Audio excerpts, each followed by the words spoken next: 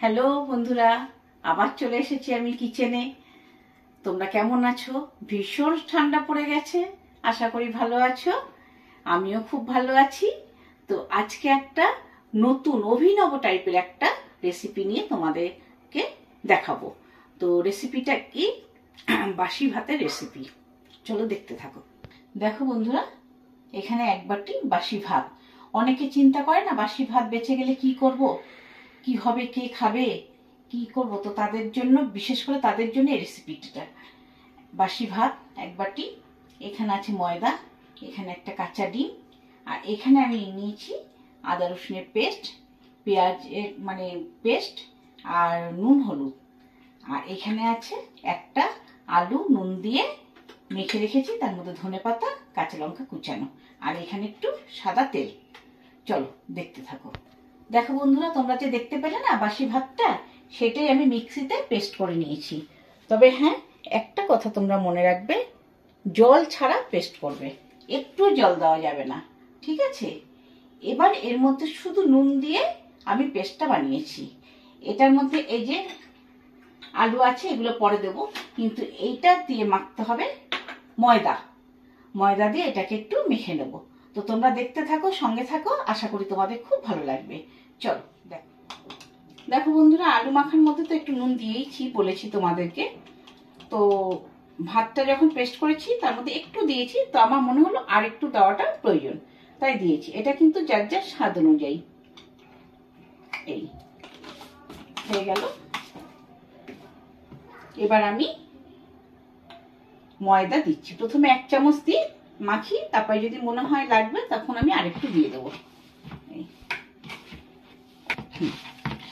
খুব ভালো মতন এটাকে মাখতে হবে, একটা ডো হবে, মানে আটা ময়দা মাখলে যেরকম হয় না, সেই টাইপের।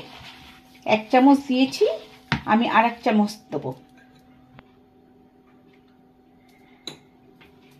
এই বাসি ভাতটা আমি মিক্সিতে করে নিয়েছিলাম পেস্ট, তার সাথে ময়দা দিয়ে নুন দিয়ে একটু মেখে নিলাম। এবার আমার ডো তৈরি করে রেখে দিলাম।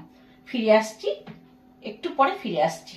চলো বন্ধুরা, তোমাদের বলেছিলাম না পেঁয়াজ বাটা, হলুদ আর আদা রসুনের পেস্ট আছে। এখানে কিন্তু কোনো লঙ্কার গুঁড়ো দিইনি, ঠিক আছে? তাহলে দিয়েছি ধনে গুঁড়ো, জিরে গুঁড়ো, আদা রসুনের পেস্ট আর পেঁয়াজ, ঠিক আছে? এবার তেলটার মধ্যে দিয়ে দিলাম। কড়াই আগের থেকে বসানো ছিল আমার, তেলও গরম হয়ে গেছে। এবার দিয়ে দিলাম এটা।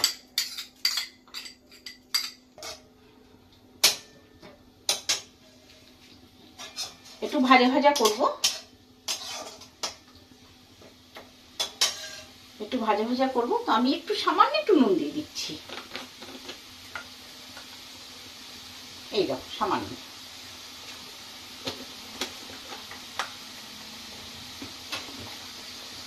তোমরা ঠিকভাবে রেসিপিটা ফলো করবে। আজকে একটু খুঁটিনাটি ব্যাপার আছে, অনেক কিছু প্রতিদিন যখন চটজলদি দেখিয়ে দিই, আজকে অনেক কিছু দিয়ে করা হবে, যেহেতু আমার বাসি ভাত দিয়ে রেসিপিটা তৈরি হচ্ছে। কেন অনেকেই পছন্দ করে না, তো আমাকে সেইভাবেই তৈরি করতে হবে যাতে সবার ভালো লাগে। তো চলো দেখো, পেঁয়াজটা ভাজছি।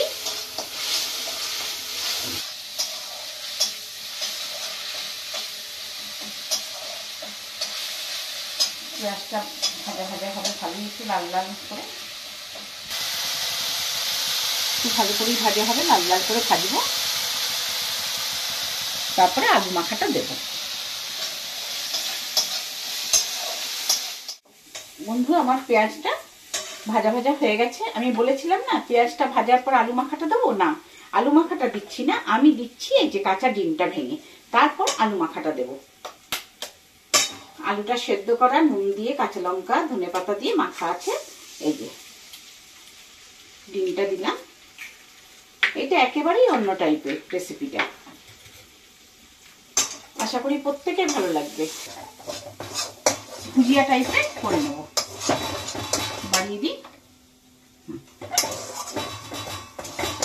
তারপরে আমি আলু মাখাটা দিয়ে দেবো। খুব সুন্দর একটা গন্ধ বেরিয়েছে, খুব সুন্দর একটা।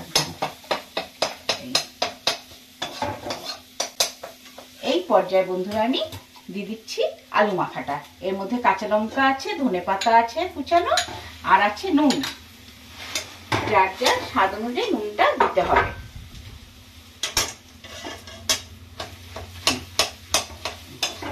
যদি তোমরা মনে করো যে একটু তেলের প্রয়োজন, পরে আবার দিয়ে দিতে পারো। আমি দিচ্ছি না, কারণ তেল মশলাটা একটু কমই খাই আমরা, এর জন্য তেল দিচ্ছি না। দুটো বাটির মধ্যে রেখে দিলাম। বন্ধুরা দেখেছো, এটা ভাতটাকে ময়দা দিয়ে যেভাবে মেখে রেখেছি, এবার একদম রুটির মতো করে গোল করে নিতে হবে।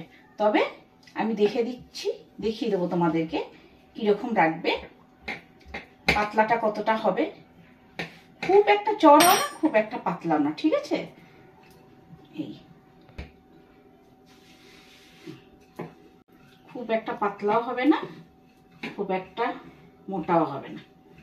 এই দেখেছো, আর একটু পাতলা করলাম, ব্যাস ঠিক আছে।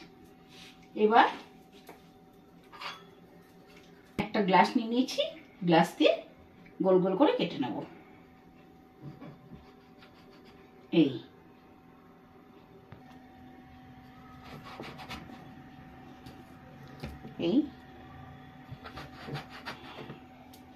আমার 4টে হলো, কিন্তু হবে এটা দিয়ে 2টো। দেখো তোমরা, তাহলেই বুঝতে পারবে। এটা দেখার বিষয় বন্ধুরা। এই যে আলু, ধনেপাতা, কাঁচা লঙ্কা, নুন, পেঁয়াজ সব দিয়ে, যা ডিম দিয়ে যে করে রেখেছিলাম পুরটা, এবার এখানে দিয়ে দেবো। একটু ঠিকঠাক করে দিতে হবে, যতটা দেবে খেতে ততটাই ভালো লাগবে। একটু বেশি করে দেবে। এই যে এই দিয়ে, এইটা দিয়ে এই করে আস্তে আস্তে করে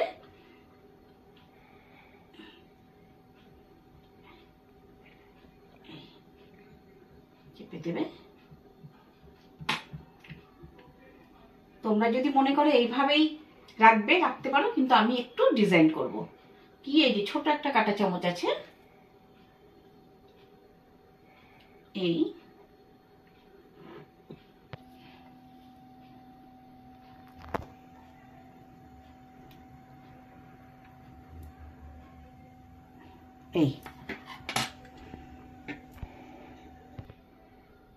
দেখো বন্ধুরা, একটু অল্পের উপর দিয়ে একটু ডিজাইনটা করে নিলাম। এবার যেটা আসল রহস্য, সেটা হচ্ছে গরম হচ্ছে জল, আর এই ঝাঁঝরি যুক্ত একটা থালা দিয়ে দিয়েছি, থালার উপরে একটু অয়েল ব্রাশ করে দিয়েছি। এবার এইগুলোকে দিয়ে দেবো একটা একটা করে। আবার আরেকটা করে দিই। দেখো বন্ধুরা, আরেকটা তোমাদের সাথে শেয়ার করে নিচ্ছি, আরেকটা দেখাচ্ছি তোমাদের সুবিধার জন্য। একটা ডিজাইন, অনেক কিছু ডিজাইন করা যায়, আমি সিম্পলের উপরে এটাই দেখাচ্ছি। এই আমি দিয়ে দিলাম।